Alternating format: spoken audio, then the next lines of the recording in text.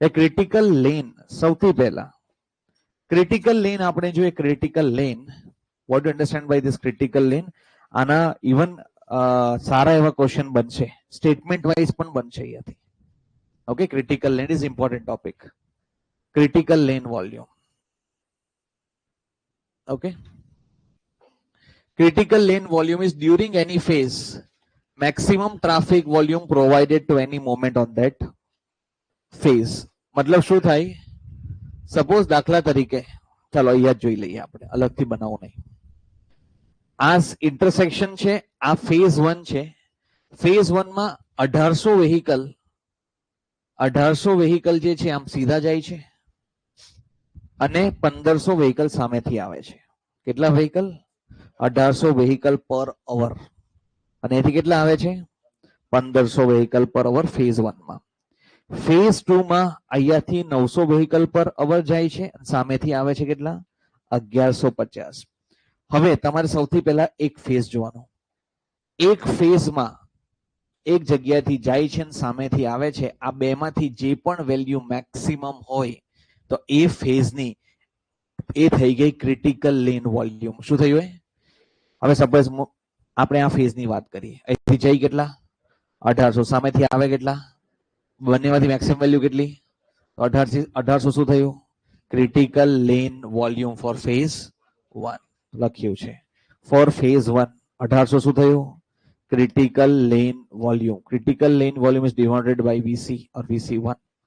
One phase માટે. So what is critical lane? During any phase, maximum traffic volume provided to what? Any moment on that plane. હવે તમે જ મને કહો આ phase 2 માટે what is the value of critical lane volume? એક છે 1150, બીજું 900. તો કયું વધારે છે? 1150. VC1 શું થયું? VC1 1150. ઓકે, અત્યાર સુધી આપણને ખાલી ખબર પડી ક્રિટિકલ લેન વોલ્યુમ. શું ખબર પડી? Critical lane volume. એટલે કોઈ બી ફેઝમાં મેક્સિમમ જે વોલ્યુમ હોય એ વોલ્યુમને આપણે શું કહે છે? Critical lane volume. ઓકે, પાછો એકવાર બીજો ક્વેશ્ચન બનાવો. ઓકે, આ ફેઝ છે, અહીંયાથી આમ વ્હીકલ જાય છે, અહીંયાથી સામેથી આવે છે. આ છે 1500, બરાબર છે, અને આ છે 2000. અને અહીંયાથી આવે છે અને અહીંયાથી આમ જાય છે. આ છે તમારો 700 અને આ છે 500. What is critical lane volume for phase 1? 2000 maximum. What is the critical lane volume for phase 2?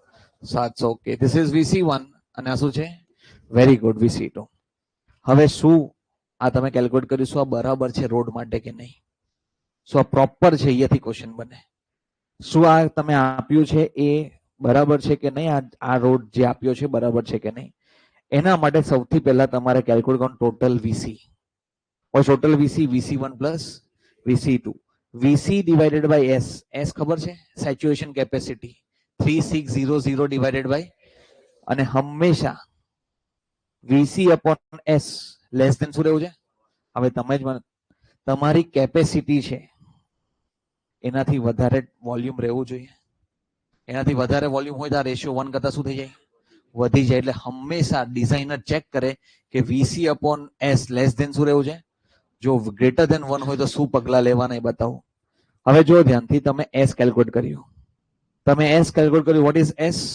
3600 divided by h. Let's say assume h equal to 2.3 second. So what is the capacity? 1565 vehicle per hour. આનાથી વધારે possible હોવું જોઈએ.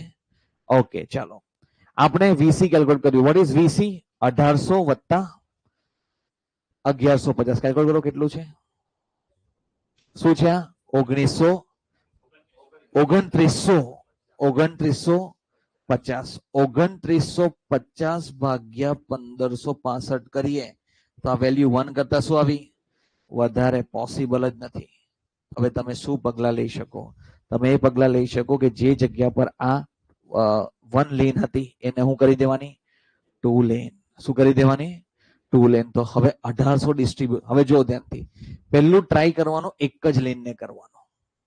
જે maximum હોય બેમાંથી એ લેનને આપણે distribute કરીએ. આ 1800 હતી. 18. હવે આપણે આ એક પહેલા શું તો આ રોડ હતો.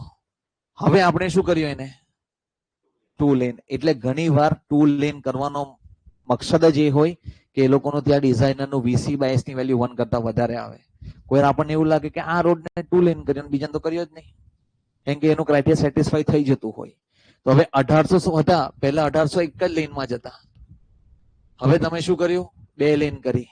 હવે ગેટમાં ક્વેશ્ચન હતો કે આમ ઇન્ટરસેક્શન લિટરલી બનાવ્યું હતું, આમ ઇન્ટરસેક્શન લિટરલી બનાવ્યું, બંનેનું ટ્રાફિક વોલ્યુમ આપ્યું, ઓપ્શન એ બનાવ્યું, road 1 or road A has to be 2 lane, road B has to be 2 lane. તો અહીંયા અત્યાર સુધી આપણે ખાલી આને કરીએ, આપણે 2 lane, આને આપણે 2 lane કરીએ તો 1800 ને આપણે ડિસ્ટ્રીબ્યુટ કરી દીધું. અહીંયા શું થયું? 900. અહીંયા બી શું થયું? 900. તો હવે ક્રિટિકલ લેન વોલ્યુમ શું થયું? અહીંયા 900 ને આ તો ઓલરેડી આ 1500 ના બી ડિસ્ટ્રીબ્યુટ થયા. અહીંયા તમે કર્યું તો સામેથી વ્હીકલ આવવાના, એ બી તો 1500 બી શું થવાના? ડિસ્ટ્રીબ્યુટ થવાના. તો એક ક્રિટિકલ વોલ્યુમ VC1 શું થયું? 900. ઓકે, VC2 ઓલરેડી શું છે? 1150. બોલો 900 પ્લસ 1150 આવશે 2050. 2050 ભાગ્યા 1565. શું આ 1 કરતા વધારે છે? હા, તો મતલબ હવે શું કરવાનું? સામેના લેન ને બી શું કરવાના? 2 લેન. તો હવે જો 1150 ને બે બાજુ ડિસ્ટ્રીબ્યુટ, કેટલું થયું? 575. આ શું થયું? 575. આ બી 900 ને 450. 450. હવે કેલ્ક્યુલેટ કરો. 900 વત્તા 575 કેટલી વેલ્યુ આવશે? 1400. અને એ ભાગ્યા 1565 કરે લેસ ધેન 1. ઓકે, તો હવે આ બધું તમારે ત્યાં કેલ્ક્યુલેટ કરવાનું.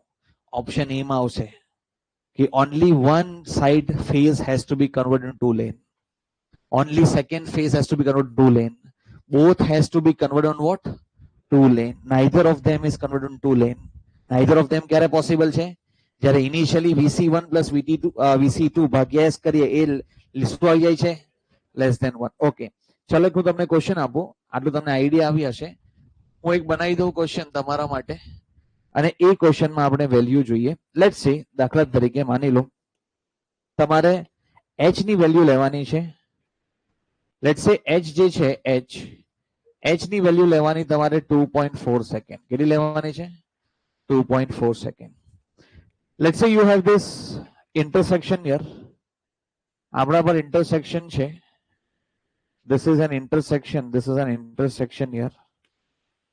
આ ઇન્ટરસેક્શન છે. આ એક ક્વેશ્ચન છે સરસ, ગેટ ના અંદર આઈ ગેસ છે. EAC ના અંદર પણ ક્વેશ્ચન છે, પણ એટલો સારા લેવલનો નથી જે ગેટમાં છે. ઓકે, અહીંયા આપણે જોઈએ તો અહીંયાથી જે વેહિકલ જઈ રહ્યું છે, this vehicle 3 લેન બી કરવું પડે, ખબર નહીં. 2 લેનમાં નહીં સેટિસ્ફાઈ થતું, શું કરવું પડે? 3 lane. Let's say this is a 20 or 2000 vehicle per hour from here. 2000 vehicle per hour, and here it is 1000 vehicle per hour. 1000 vehicle per hour. From here it is, let's say 500 vehicle per hour, and here it is 600 vehicle per hour. This is phase A and this is phase B. હવે તમે જ મને કહો શું કરવું જોઈએ?